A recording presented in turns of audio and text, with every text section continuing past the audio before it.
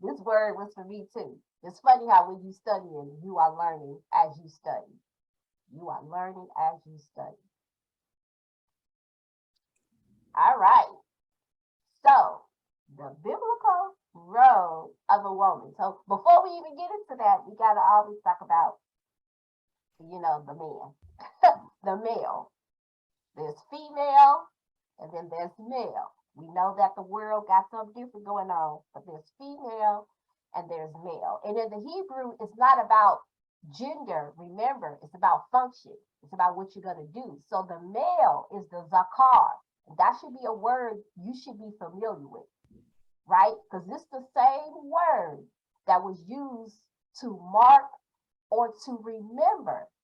This is not just a mental dissent, but a call to action, right? So you're going to speak, the man, he's supposed to speak and do on behalf of someone else, right? So he is made in the image of Yahuwah. So he's going to speak and he's going to do, he's going to remember, okay, on the behalf of his Elohim, Yahuwah. You see that in the Ten Commandments. And when you look it up in the Strong's Concordance, it's a recalling of events, a memorial or mention in a speech. The function is to pass knowledge to the offspring, and usually the name of the male is given to the children. So the name, remember, name is not just Sally, Susie, Johnny, right? That's a Western concept. To us, we have a function. So that's why I say be careful when you're picking names, because now you got to function as that name that you pick. That's why I just began to walk in my Hebraic name, which is Ora, which is the female version of light, to blossom, to bloom. And the Most High finally gave me the revelation of my function as I was walking in it. And when I began to study light, it was like the words jumped off the page. It was in 3D. And I was like, oh, and it was like, ding. The light bulb came on, so to speak, and I realized what my name was. And I made sure I didn't pick a man name, right? I had to have the female version, Aura, because as I was studying that, and the female attribute of a light is to bloom and is to blossom. But we're going to learn that Hebrew words are either male or female. Now, you have some teachings out here, I have heard, that they are referring to different spirits, like wisdom, that it's a female, like it's a separate entity and it's a woman. That's not true. It functions. It has attributes, wisdom, like a woman. So you see in Torah, in the writings of Proverbs, you see wisdom being referred to her or she, right? And you'll hear us say that, but it's not that it's a separate entity, and it's a female. And she said, no, it's an attribute of the Most High himself. It's a function of the Most High. So he is giving you wisdom, and that's an attribute of a woman because it's a female gender. Okay? All right. Hope I lose you. I lose you. All right. So male is zakar, to remember, to recall. So female is nakiva, right? To make a hole by piercing. Now look at all of these attributes to us. This is why we are forced to be reckoned with. It also means to curse, to blaspheme, to bore, like bear children, to name, to appoint a hole. So in the Strong's Concordance, 2430, holes are surrounded. You think of a hole? It's surrounded on all sides. The walls, it has structures, and guess what a wall and structure do? It sets boundaries.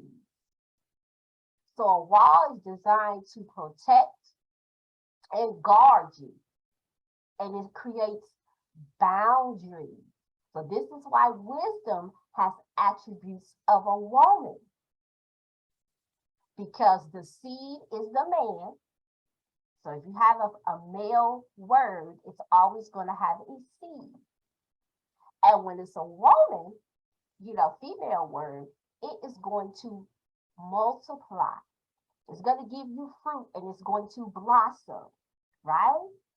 So in essence, a female is to protect and guardian of boundaries. That is our function as a female. It's to protect. Now, y'all stay with me because we know men protect. And it is the guardian of boundaries. So we're not protecting like as in a shield and a sword in the physical. What we are doing is protecting and guarding in the spirit. We are protectors and guardians, and we set boundaries. I want to make that clear. So, people gonna say, oh, you're trying to be a man. No. We're talking about spiritual. Okay, we're talking about spiritual. Now, y'all let me know if y'all have questions, okay? Because I know this a little, I'm trying not to go real deep.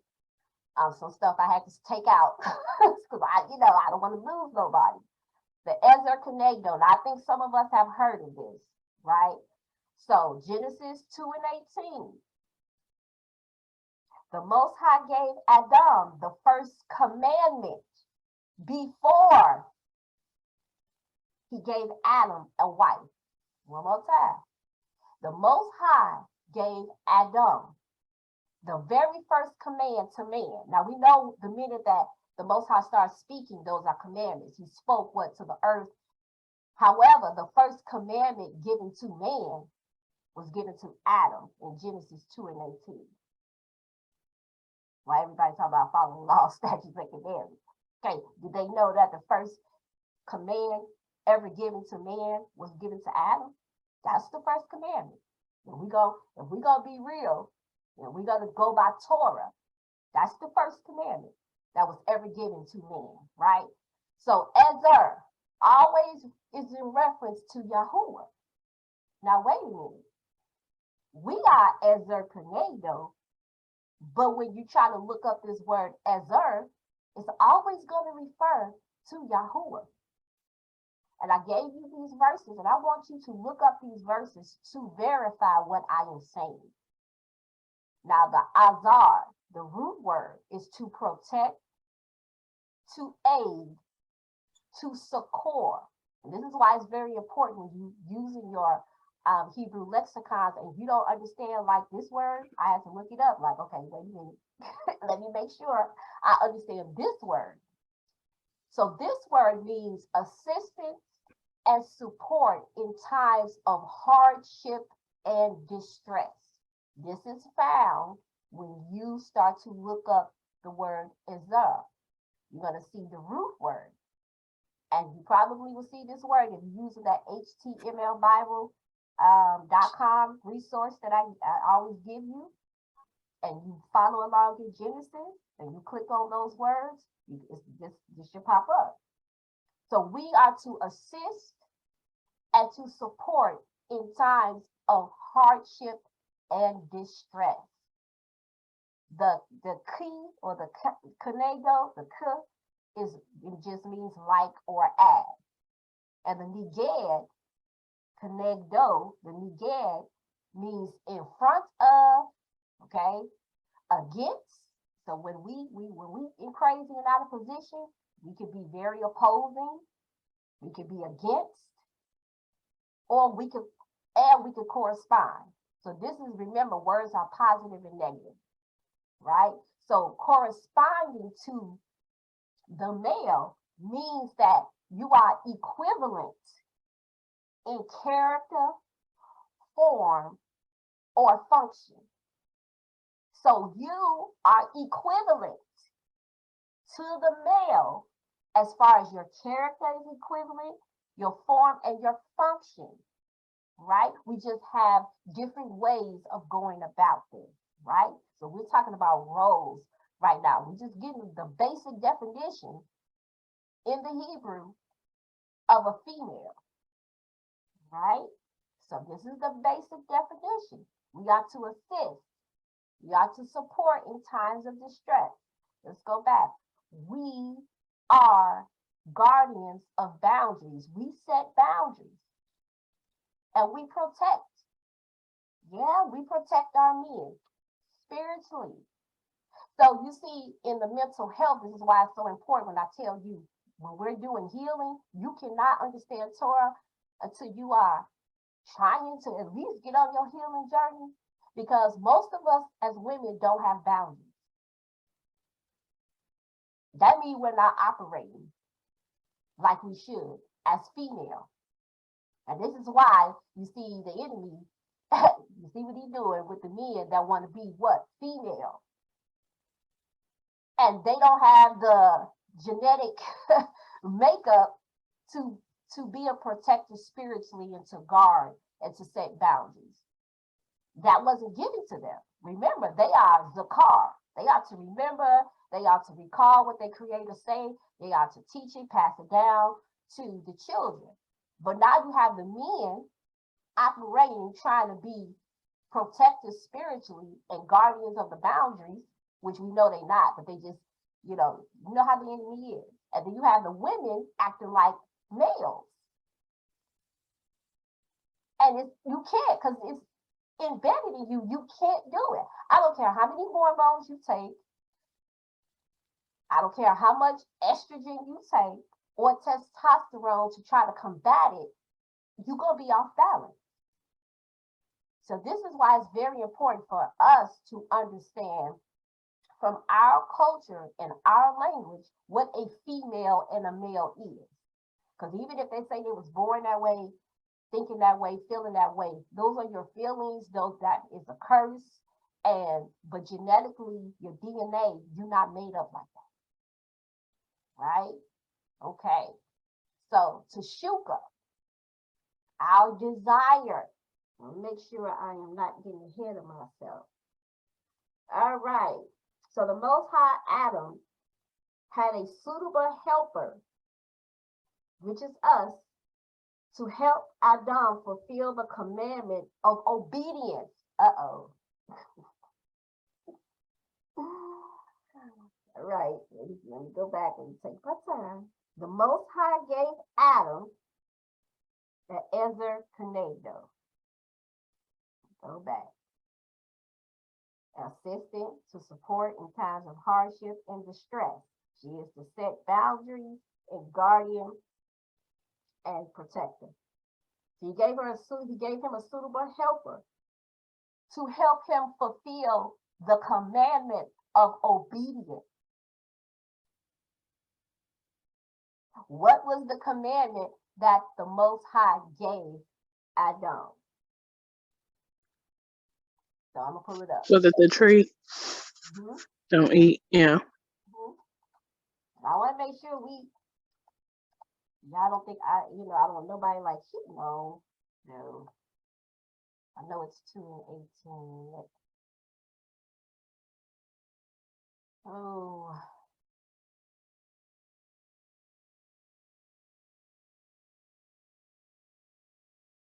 So, 16. 15. Let's stay with 15. And Yahuwah Elohim took the man and put him in the Garden of Eden to dress it and to keep it. So he's giving him something to do before us. And Yahuwah Elohim commanded the man. Now, this is what he's speaking. This is a commandment, saying, of every tree of the garden you may freely eat, but of the tree of the knowledge of good and evil you shall not eat.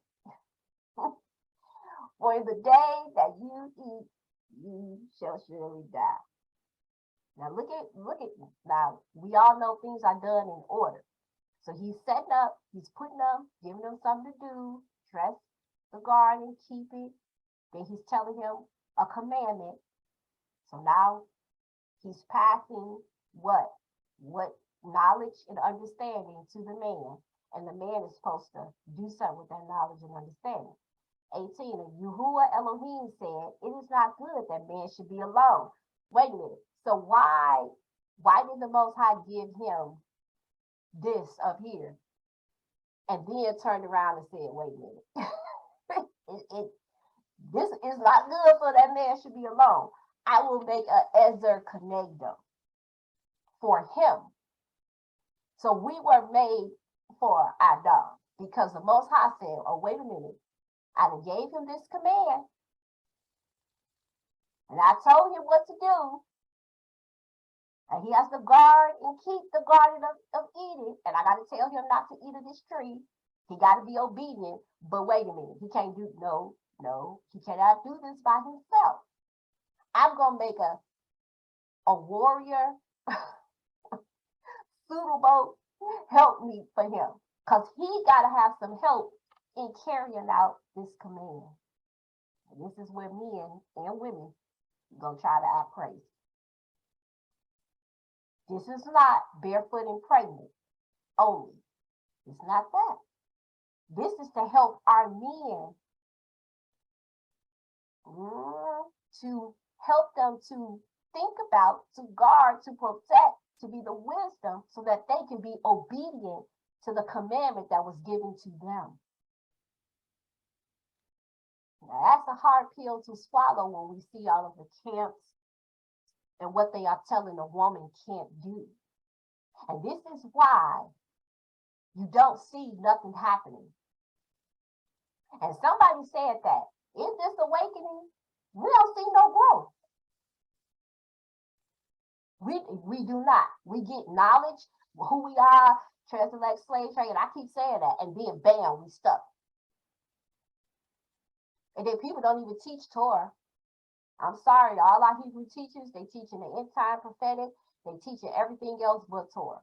There's very few men that's really zakar, that's really remembering what the command is and teaching. Make sure there's no questions, say that again. So yeah, I'm trying to take my time because I'm sweating. Because I know when I put this out here, people gonna have a hard time, but if they follow along, they're gonna see the order that it was given them. It's not good that man should be alone, because I told him not to eat of the tree of good and evil. Now we know what Chava did or Eve did, but we're talking about the original intent. We're not talking about she acted a fool and we're gonna see why. But we're talking about the original intent before the fall. Don't come to me talking about after the fall just yet. We're talking about what is the biblical role of a woman. And it is to help her man to be obedient to his creator. And she is not to be just barefoot and pregnant and be an airhead. She has to set boundaries in the house. Okay? She has to guard and protect the house spiritually. Because the man is trying to remember. He's trying to remember what the Most High said. And he's trying to give instructions in order. Now, to me, that's simple. So how does that kind of like translate to today? Are you saying that, so he gave him something to do first, man is all about his work, he's about his work first, and then you're saying woman is basically there to help him to sustain or to keep what Yah has given him? Exactly. Okay. So you see why marriages and why we get married and how we get married in the West, because I love my husband, but I'm saying it's really tingly, feely. The man ain't doing nothing. You just like the way he look. He's sensitive. He drive a nice car. He got, but he's not really doing nothing. He's not really doing nothing. You don't have no plans. You just coasting along, but you love him. And he's sweet and he's sensitive, or he hood, because I'm sorry, a lot of us like some hood little Negroes. And all that, we have our preferences. But according to this, just being basic, we all have our preferences, because I do too. Well, the Most High was like, and and I'm gonna give you what I know you need. And he took all my little silly preferences, and then I realized how silly my preferences was compared to what he gave me. Because I want to make sure that these men see a picture of my husband. Do it look like I usurp authority over him? just look at the picture. Do it look like he's 6'3", 280? Do it look like? And if you ever heard him speak, if you ever encountered him, you know good well, ain't no woman usurping authority over him. So this is not that. This is, I am there to what? Help him to maintain and keep and be obedient to what the Most High told him to do. And I cannot do that just being barefoot and pregnant. Being barefoot and pregnant is building the house, and we're going to get to that. That's a way for us to build the house. Okay? So I think we got that down pat. I don't think I have to keep rehashing it. So Yahuwah took the time to pull Chava or Eve out of Adam. He didn't pull her from the head. He didn't pull her from the feet, right? Because everything is meticulous with the Most High. So he pulled her from the side. So we can, we can conclude that this is a side-by-side union, all right? And he built Eve. He built her. He formed man. But he took the time to build Eve or Chava. So, Bana, to build, to construct, to restore. And we're going to get to that. But I'm going to set up the premise. He took the time to build her. So, Bates, Bana. Bates, you hear the bait, the house of the family. The noon is the seed or the light. And hey is to behold, to reveal. Okay? So this is inside of Chava or Eve. She is built. She is going to restore. She is going to construct. She's going to give life. She's going to shape the family. And what is going to do? Reveal who Yah is.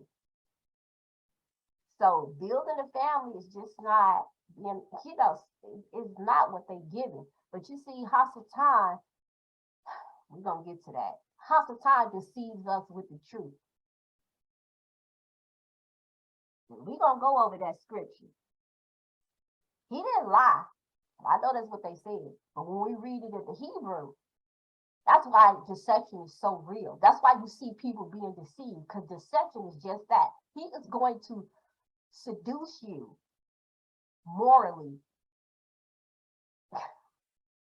Y'all, I'm trying not to get too deep, but it's a seduction going on. And he's going to give you the truth. And he's going to seduce you completely right up out of it. Because he going to make you think that you God. And he going to start seducing you. And this is why we see so many people being seduced, clean up out of the truth while being presented with the truth. Why? Because the truth is, we are supposed to build our house with babies. We should be caretakers of our home. That's the truth. And House of Times, they see, you're supposed to do that. You're supposed to build, that's right. But then what's the other truth he left out? So we're constantly being seduced with our own truth, but not because we don't know our language and everything else. It's so easy for him to deceive us. Because let's tell the truth, Adam was not deceived. So we're going to talk about the serpent for just a little bit. He's a deceiver. I keep saying that. He don't have the power that we think he has, but he is so powerful at deception and lying. And we talking about just with what we're talking about with Eve. He didn't lie. He deceived her. That's what the Bible says. He deceived her. And he did not deceive Adam. We're gonna get to that. So let's talk about the serpent. Nakash. I didn't make a PowerPoint for that. But now let's fast forward. Now let's not talk about the serpent in the garden. We're gonna talk about another serpent that comes from our lineage, which is the Ammonites and the Morphites. So we should kind of know that they descended from the daughters of Lot through incest. And that's why I'm saying, people, when you call yourself a Hebrew Israelite, you know, I'm like, we have Shemitic or Semitic relatives. This is why it's very important to know Torah and to know your history, because the Ammonites and the Moabites are family. But they are wicked family. And they are family who have been mixed with Nephilim, right? So in our Torah study with my husband, when you're sitting and you're going over Torah, you begin to understand why the Most High said, wipe them out. Now, you're thinking they're just enemies, but they are your kinship. They're Semitic line. But you say, why is he wiping out children, cattle? Why? Like, he ain't sparing nobody. It's because they are giants. And we all know where giants derive from, the Nephilim. So these are mixed Semitic people that has mixed with demons. And so the Most High, in most cases, is telling you to wipe out certain tribes, like don't nothing. And then you see him sparing some tribes. So the Ammonites, okay, they are very wicked, satanic people that love to harass us so that they can destroy us. So King Nakash or Nahab, and I want you to read about it because I want you to study for yourself. Let me put it in the chat. This is King Saul. I want you to look this up. Where's my King Saul and the Ammonite king. Now, I want you to study this because this is going to help you understand the serpent. It's going to help you understand the serpent and the relationship. Now, we know Saul, we know what happened to him eventually. However, he was used. And this is going to show you the correlation between Adam, Eve, the bride, the Most High, and Hasatan. The whole Bible is about this right here. It's the whole story. That's why I say I'm not trying to get real deep, but it's the whole story. It's about this right here. All of the stories is about this. Adam, Eve, the Most High, and the serpent. We're trying to get back to the garden. That's why I keep trying to tell people our culture is good, but culture evolves. Torah does not. So you don't want to get stuck in culture because culture can evolve. It is good. Culture is good, but it can evolve. But Torah does not. So we want to get back to the garden. We don't want to return back to our ancient. I hear so many people say that. I even said that. We don't want to keep returning back to only our ancient culture. We want to return back to the garden before all of that, was given, before we even had a culture to, do. We had the garden. That is what we want to get back to, y'all. And I know as a people, we've been torn away from our culture, our language, and all of that, and it is important. It's not the most important. The most important thing for us to do is to get back to the garden. So in order to get back to the garden, we have to understand Hasatan, who is a serpent who deceives. Now, we all know, without getting all deep, we all know that Moses held up the two serpents on a stick, but we're talking about the serpent as far as deception. Okay, so let's talk about how bad the serpent is. Let me make sure there's no question. Okay. All right. So, because Ammon was king, he's harassing us. Let's talk about what the serpent do. And I'm going to speak kind of prophetically and give you a little revelation. So this wicked king of Ammon, he had a really brutal way of dealing with us when he would conquer us. So what he would do, and it's in the story, he would take out the right eye of all the men, all the soldiers, just take them out. And that was his way of watching them self-destruct. Because back then, you got your shield in your left hand, and you fighting with your right hand with whatever weapon, and you need your eyes to see. Well, he gonna gouge out the right eye symbolically, and he knows that they cannot see without. Come on, y'all. He cannot see, so you are going to self-destruct, and he just want to barbarically watch you self-destruct. So prophetically, that is what is happening to us. Our eyes are being gouged just out, just blinded, can't see. And we trying to fight, but we don't even see or understand what the Most High is saying. We can't even read Hebrew or the whatever ancient tongue we have. We don't even know it. So to understand who we are, we miss it. We're revelatory missing our sight. We're blinded. And this is what Hasatan is doing to us at the table. Just blind as a bat. Stabbing in the dark, trying to fight, in the spirit. We fight and don't. And yes, the Most High will give us revelation and understanding because I've got bits and pieces. But how much more if we could really read and understand our language and really understand what Yah is trying to say. Now, I know that our people had all of this, but they didn't have a relationship either. So could you imagine now that we have the Ruach HaKodesh that comes in us and dwells in us, and we understood our language, and we understood, our culture, and we understood, some things, it will help us and empower us. But we don't, because what we do, we fight over stupid stuff, and we don't even understand nothing. And we so blind, we fight each other. And Hasatan just sit back, because remember, he got no power, but he does have the power to deceive and lie to you. And that's all he doing. We really think like he really cares. It's so much more that Hasatan got to worry about than us stabbing each other and fighting each other with the sword blind as a bat, because we just took taking our eyes out.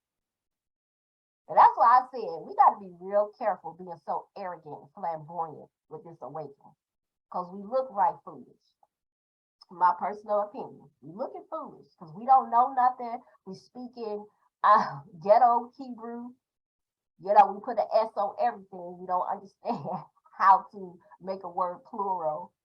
You understand? We don't understand that words are male or female, and we fight over the language. So then, now that we trying to understand the language, you have brothers coming out that's fighting against it, and I'm just like, man, we can't unify for nothing. Hasatan seducing us with what?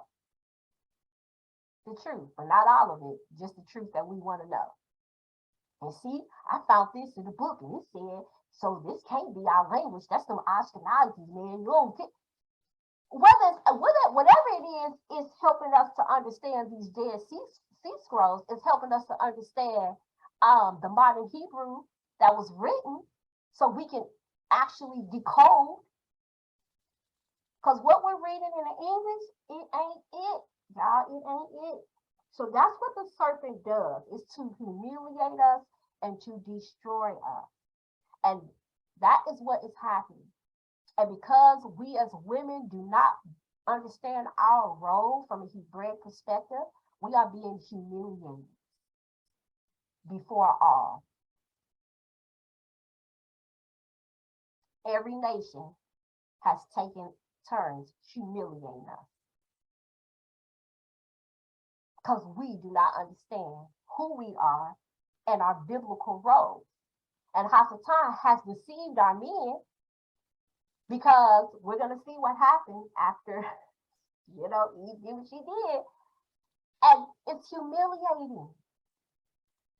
And all Hasatan's doing is making us blind to the truth. And we walking around trying to fight, but hitting and missing because we blind. Now that's why I like that King Ammon story, because I was like, ouch.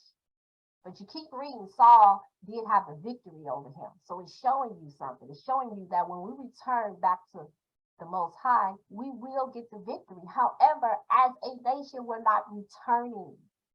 And we're going to look at this word, desire, teshuka and teshuva. No. So in Genesis 3, verse 2, you see Kava building a boundary. Now, whether it was good or not, let's go. Whether it was good or not, I'm just saying, that's what I do. You be trying and you don't always be right, and you're trying to set a boundary. However, that is in our nature to set boundaries. 3 and 2. So he goes the serpent, and he coming to her, and he says unto the woman, yea, have Elohim said, you shall not eat of every tree of the garden. So right here, if you don't know how to read the Hebrew, like I don't know how to read the Hebrew, but I take my time and try to understand complex stuff. I just take my time little by little. That's not what it really says in the Hebrew. Okay, we don't break it down. The woman said unto the serpent, we may eat of the fruit of the trees of the garden. Now he go to but of the fruit of the tree which is in the midst of the garden, Elohim said, ye shall not eat of it, neither shall you touch it. Right? So we know he ain't say all that. But right here, this is where the enemy did not lie. And the serpent said, ye shall not surely die. So in the Hebrew, what the serpent has done is taken what the Most High has said, you shall not eat. Then he's taken what Eve has said, you shall not eat. But in the Hebrew, the Most High said, you shall not eat, or you will die a dying. Okay? You shall, if you eat this fruit, you will die a dying. So in the English, we know with the ing, that means an ongoing death. But when Eve said it in the Hebrew, she said, the Most High said that when we eat it, we gonna die. Right then and there. Like soon as you take a bite of the fruit, you dead. That's not what the Most High said. Now she done built the fence because she like, wait a minute, if we eat it, we just gonna die. So let's not touch it either. Right? So you see her setting boundaries right here. Neither shall you touch it. Now, did the Most High ask her to set that boundary? No. But nevertheless, she's guarding, she's trying to protect, but she dropped the ball. And then she said, if we eat it, we gonna die immediately, so don't even touch it. The Most High didn't say that. He said you're gonna die a dying. You will die eventually. You're gonna die when you're supposed to live forever. So the serpent said, you're not really gonna die right away. Which is the truth. If you read it in Hebrew, you're not gonna die right away. For Elohim do know that in the day you eat thereof, what happens? Your eyes shall be open, and ye shall be as God, knowing good and evil. Now, God doggone it, if this fruit that we keep eating, trying to know good and evil, to where we got Mormon Hebrews, we got people who uphold the Book of Mormon. Because what? They ate of the tree of good and evil. They want to know everything. Everything they want to know. I seen this or not. And what has happened? He said, ye shall be as God, knowing good and evil. And now you a fool. You a God and a fool. Right? Because you are made in the image of your Elohim. But now you foolish and you blind. Because right, he said, then your eyes shall be open. Yeah, they're going to be open, right? All right, to death. You see that? How the eye, you see what I'm saying about we walking around blind? Because he said, now your eyes going to be open. And you going to know good and evil, right, to our death. Now we blind and we going to die. King Ammon gouging our eyes out. See how everything, it just comes back to the garden. And this is why I said we must get back to the garden. Yes, it's so dangerous. I like to know, right? So, like, I'm a researcher. I'm a nerd. Okay, I look at the sources, encyclopedia still. I'm a nerd, but I know good and well that I can only go so far. Y'all heard me testify about the Most High saying, that dream he gave me, don't you do it. I know you want to know, but you're not able to chew that just yet. Why? Because some people study the moon and now they only keep a Shabbat twice a month.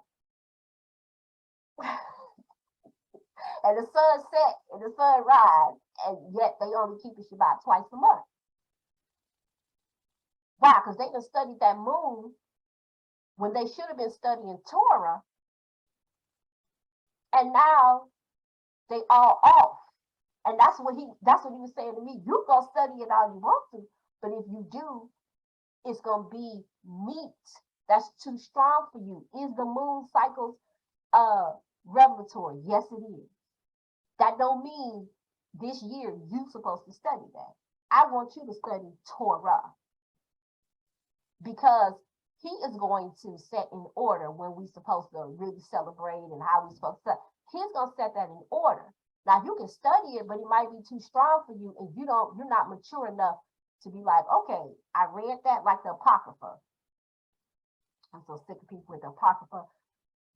I'm gonna tell y'all, the Apocrypha is good, but I always reference it to us. We are here in captivity, right? And some of us are going to write books to talk about our experience in captivity. But each of us are going to see things differently. We are not going to have the same exact experiences in captivity. We are going to have different experiences spiritually. We're going to have different encounters with demons. We're going to have different encounters with witchcraft and sorcery. So if I'm telling something, it's going to be from my perspective. Does that mean it's Torah? No, it is not. That's my perspective, how I perceive captivity and what Tina went through. And I'm going to tell you about witchcraft. I'm going to tell you about my warlock bishop. Does that mean all bishops flow like that? Does that mean everybody go through witchcraft and sorcery? No, it does not. There's some people who ain't never went through that. That don't mean that what I'm saying is right and what they saying is wrong. That's why the Apocrypha is about people jotting down information historically from their perspective, y'all. It's not Torah. Now, when you see historical information and things that line up with Torah, there you go. Take it and run with it. But it's just their perspective. It really is. Now, the book of Enoch, I think hands down is it. But I have a hard time with Enoch. I have a hard time with Enoch because I'm not mature enough to fully understand it. I crack up when people say they fully understand Enoch. I'm like, who, how? And I believe in the book of Enoch. It's just so hard for me right now, right? So be careful with this knowledge that we are acquiring, that we have access to. We still eating from the tree of good and evil, and we're blinded by it. I mean, you see how this is so simple, yet we make it complex? Why? Because of our flesh, our beastly nature. It just goes against the Most High. So simple. We could be just children. Do not steal, do not kill. Do not lie. Don't covet. Come on, it's simple, y'all. So we must study with the Ruach right there with us, or we will be easily fooled. And I do mean easily fooled. Easy. I definitely think it's like the appetite of a person. I think our appetites really just drive us to, wanting to know more and to not be lied to. And I got to know it all. I got to know it all. And to like kind of hold yourself back from getting that knowledge almost feels like, I don't know, I'm being gypped. Like I'm missing something. Me too. Because I want to know. I do. And I'm telling you, both times like, and he's still like that. He's still like that. Because I really, to tell you the truth, I flow in the prophetic, and I can give you revelation like I'm doing now. But I want to know about the inside. I want to know about the inside prophecies. I listen to tales. Okay, and I like the channel. I ain't gonna say too much because I'm putting this out there. But I like the channel. However, we have to know Torah to understand the prophetic. That's what's missing. We're gonna talk about that when we get to it. There's so much to this. The church is all about this familiar spirit, which they believe is the Ruach HaKodesh. Now, some of us really did have it. I'm talking about all of us. We're talking about as a whole. So I'm talking about as a whole. The church got a familiar spirit. They got the spirit and no Torah. And then we over here got Torah and no spirit. Male, female, messed up. Torah, the seed. The Ruach, the female, who births and gives more. So you got one or the other. We ain't never got both at the same time. That's why we don't see no miracle signs and wonders. We dysfunctional, right? We're not operating as male and female side by side together. And that's the problem with the church. They want a familiar spirit. They want the Ruach HaKodesh, but they done got a familiar spirit that look and act like the Most High. But it ain't. Then we over here in the Torah, tearing up the Torah, ain't got the right seed. That's why we can't produce. Because our seeds, you ever had a seed and you put it in the ground and don't do nothing? That's us. We need both. That's why it's very important to understand what the male and female. This is why the enemy is trying hard, to rebuild and restructure the family. He gonna make it to where it's men on men and women on women. And then, I seen some sick stuff somebody showed where the mama of one of the homosexual men, I guess she got seed. I don't know if she had sex with the man. I don't know, but she was pregnant by the male partner. And they were sitting up having a photo session. I was just like, what is going on here? I didn't even understand the picture. It took me a minute to be like, what?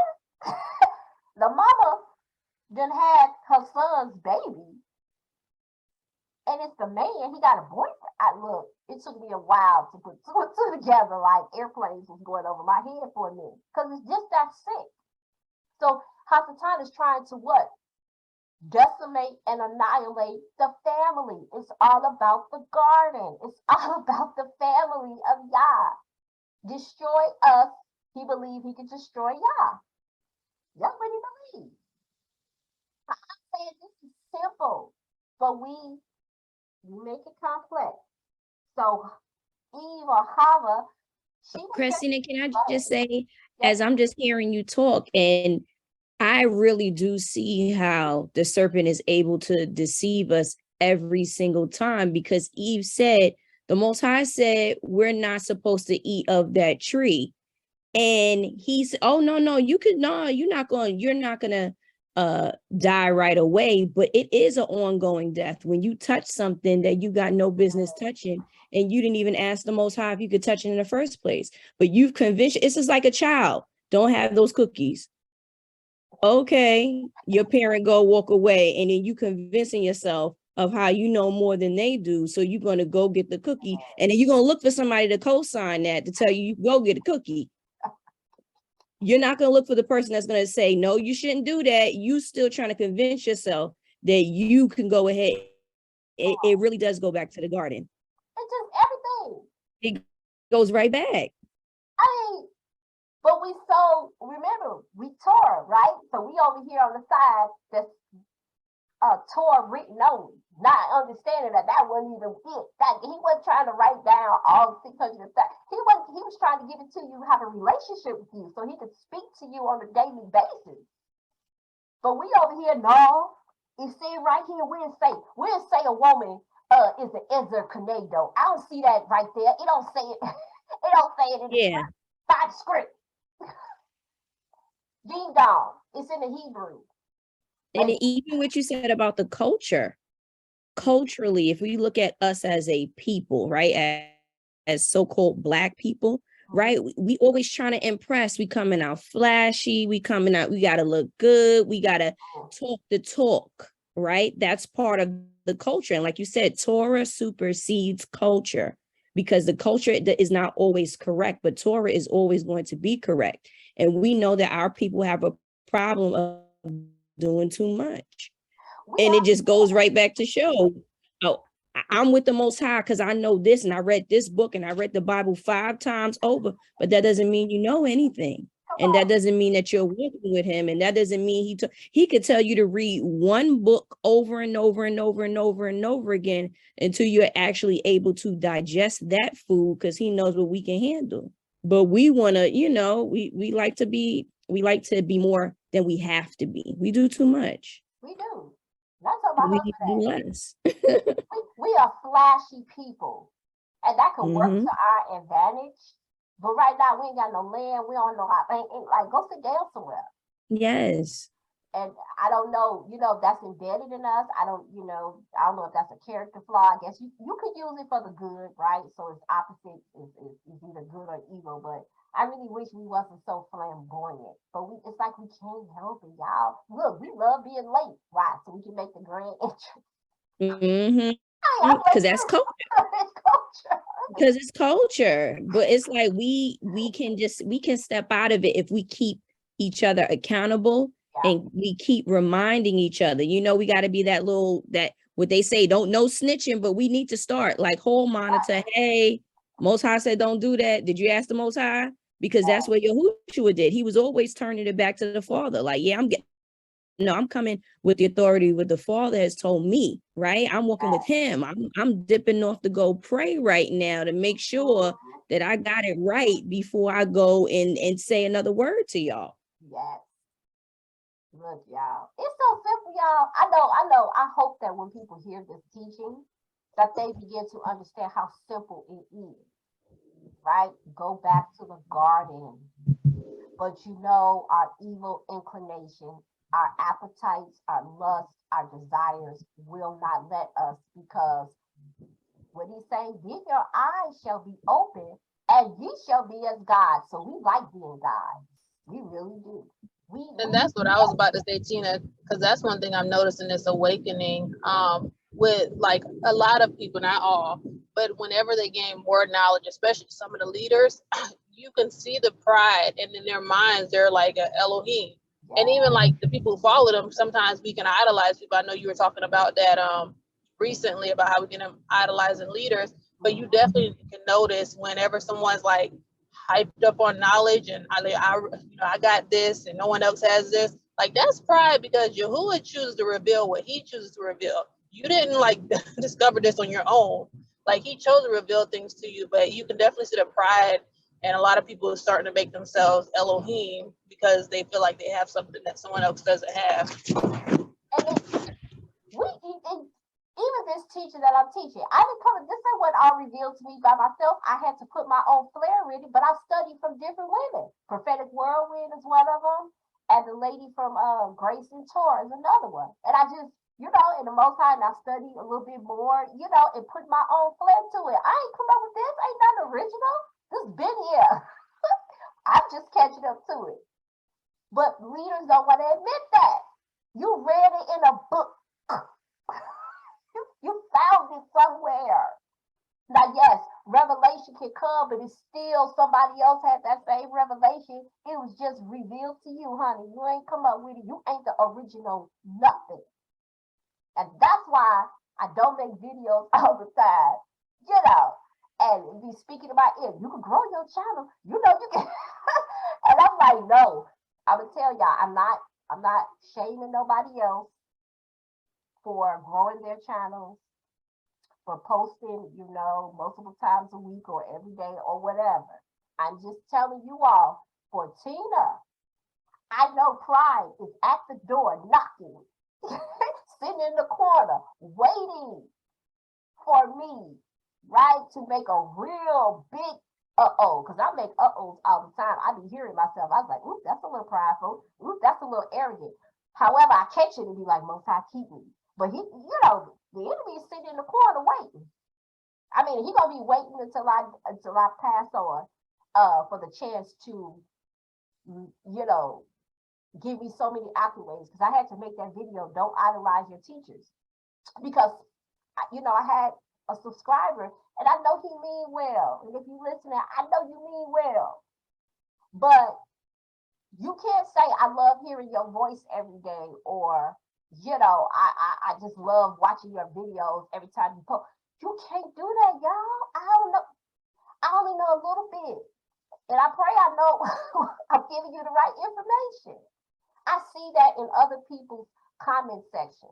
We all read the comments, okay? I do too.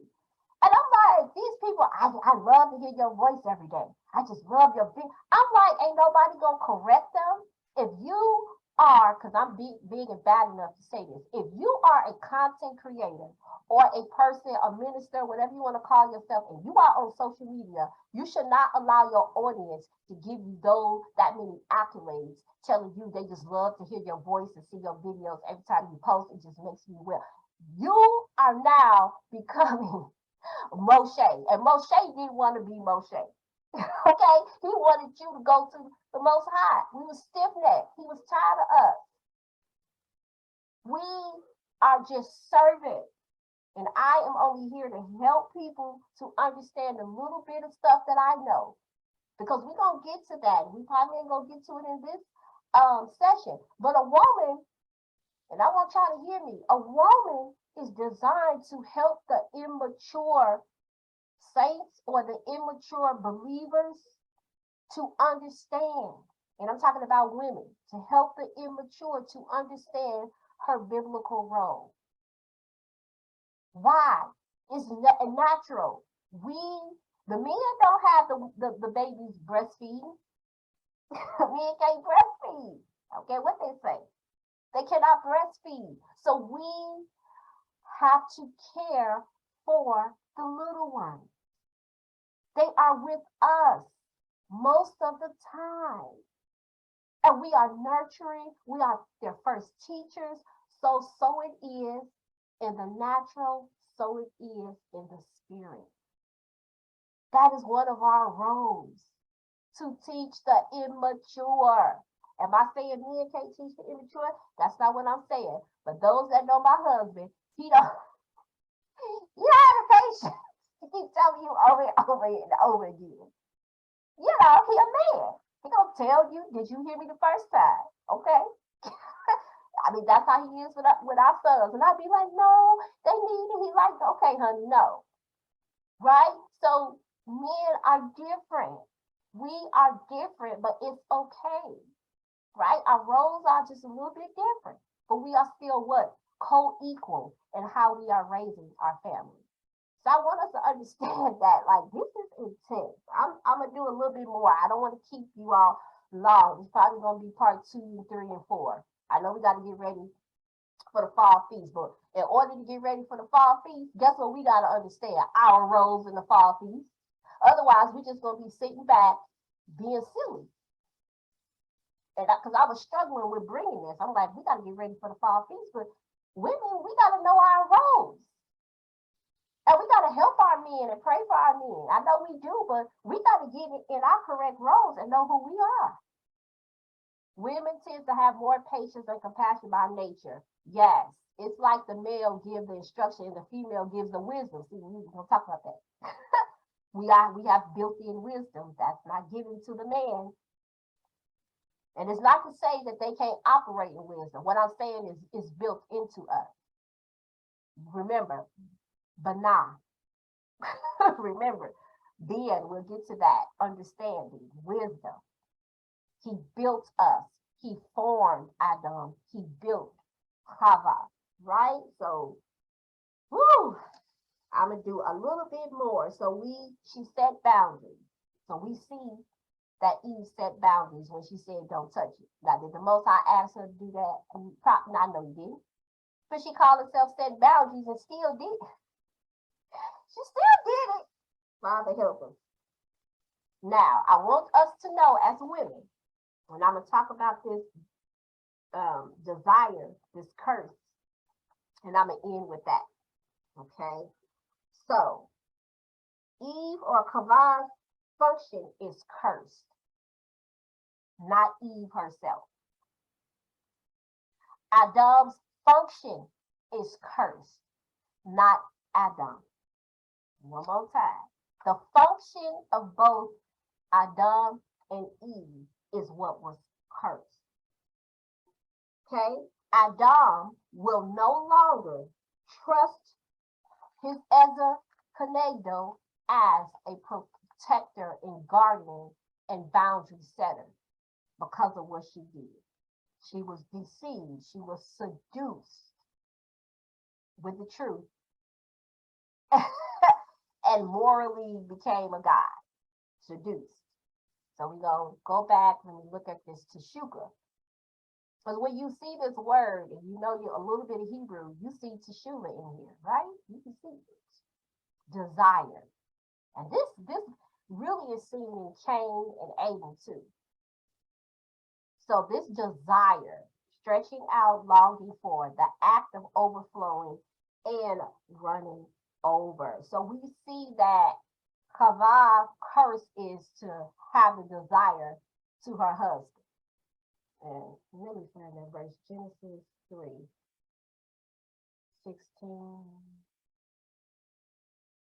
Let's look at the curse. Woo! 13. Well, we could start with Adam. Adam did what he did what he did. Now remember, he was deceived. And the Bible gonna tell us right here. Let me start. And Yahuwah called, I'm at 9, 3 and 9. And Yahuwah Elohim called unto Adam and said unto him, where are you? And he said, I heard your voice in the garden, and I was afraid. Fear. Y'all already know what fear do. It causes you to you be the first one. I said, and she said, right, fear. Because I was naked and I hid myself. And he said, who told you was naked? Adam, did you eat when I told you not to eat? And guess what he said? Bam, dropping the ball. The woman who you gave me, now he angry. This is where we see Adam's Teshuka, or his desire, which is really when you break it down, it's like an anger, his desire. And you don't have to be angry to have a desire, but this is what we see: his desire, his anger towards the woman and towards the Most High. You gave me this woman, and she gave it to me, and I didn't eat. Because in the Hebrew, what people don't know is that Adam and his wife was together the whole time. Look, the whole time. He wasn't over there in the garden tending to, she was over there talking to the serpent. It is just hard for me to understand this. He was with her. That's how it reads in the Hebrew. He was with her in the Hebrews. I'm saying, so you sit up there letting this serpent talk to your wife and you just standing there? And Yahuwah Elohim said unto the woman, what is this that you have done? And the woman said, the serpent beguiled me, he deceived me, and I ate. And Yahuwah agreed. And Yahuwah Elohim said unto the serpent, because you have done this, you are cursed. Now he's cursing him above all cattle, da da da da da. And so let's skip down. Now because Because Eve did what she did, here go her curse on her robe. Unto the woman he said, I will greatly multiply your sorrow and your conception. Her robe, one of her roles is to bear children. In sorrow, you shall bring forth children. And your desire, is the word we're going to focus on, shall be to your husband. And because your desire is to your husband, because now Yahuwah calls her desire to be to her husband. Before that, you didn't hear about Eve's desire to her husband. You can't read into the text. You got to read out of the text. You got to read what's there. And we imply that Eve always desired her husband. No. She always desired the Most High, to hear from him and then to report back to her husband. Her strong desire from the beginning was always to the Most High. It was not to her husband. I want people to understand Hebrew here. Your desire now shall basically be turned from me, and now it's going to be turned to your husband. And because your desire is turned to your husband, and I'm going to make you desire him, now he's going to rule over you. We'll talk about that in a minute. And Adam, he said, because you have hearkened unto the voice of your wife. He didn't say he was deceived. He said you listen to the voice of your wife, and then you ate of the tree. Now he's going to curse his role. What is his role? He's supposed to work in the garden. Now he say cursed is the ground. He didn't say curse Adam. He said curse is the ground for your sake. In sorrow you shall eat of it all the days of your life. And thorns and thistles shall bring forth to you, and you shall eat the herb of the field. In the sweat of your face shall you eat bread, and you shall return unto the ground. For out of it you were taken, from the dust you are, unto the dust you return. Now y'all see, when you read this slowly, cursed is the ground, the road, his work. And he told Eve, cursed you shall be when you have children. And now your desire gonna turn from me to your husband. Because y'all want to work as a team, being team stupid.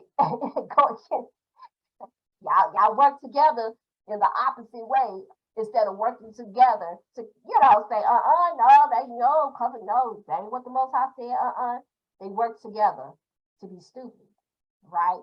Because they heard the command and chose to be seduced. So this teshuka is your desire. It's likened to teshuvah, because when you look at teshuka in the Hebrew, it's the act of overflowing and running over. So it's like the act of running and overflowing, repeated cycles and habitual running towards something or to someone, right? So that is desire. It's like a forceful water stream, but it's forceful. You've seen the water stream is real forceful, flowing back and forth. It's a habitual cycle, a repeated cycle.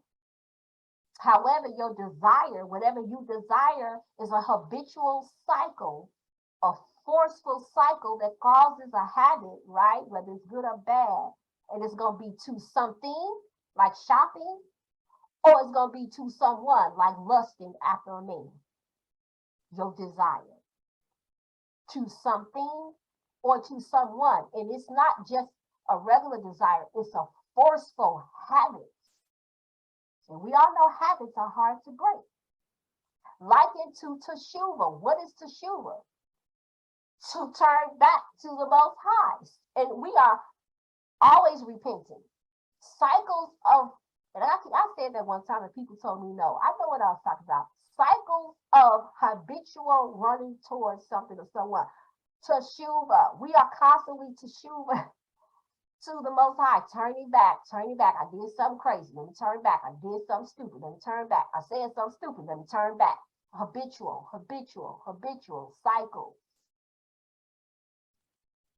So I'm just breaking it down from a Hebraic perspective. You ain't just teshuvah one time.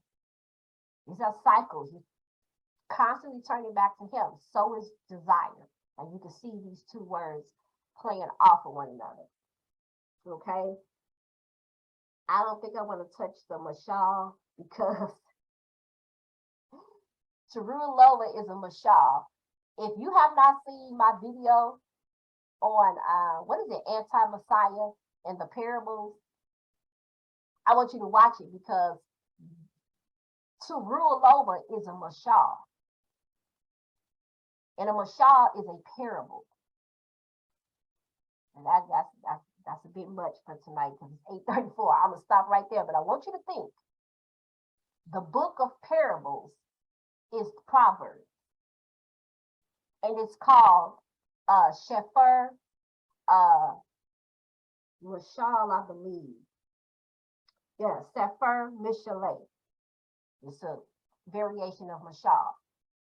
The book of Proverbs is talking about a mashal, a ruling over your thoughts and your actions through parables. So parables are designed to help you to rule over your thoughts and situations by showing you allegories and things of that nature. That's why I want you to watch the video, get a refresher, because we're going to hit that next time, how we are now that parable, that mashal, because he said he gonna rule over you.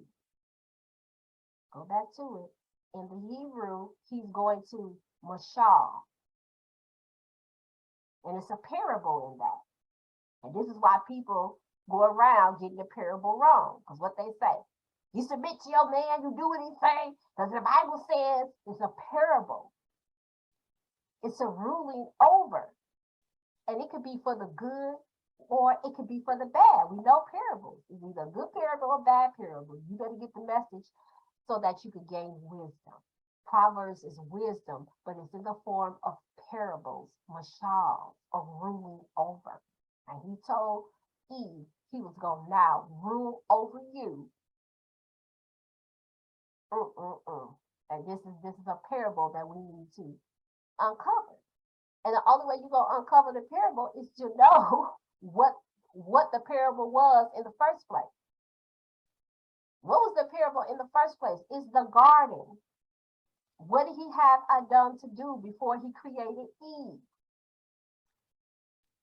So what was you supposed to be ruling over? Because it wasn't each other. That wasn't the command. The command, the mashal, was to rule over something that it wasn't each other. Adam was never instructed to rule over Eve. Not in the beginning. They both had to rule over something, but it sure wasn't each other. It's a mashal, a parable. Everybody get it wrong because don't nobody want to go back to the beginning.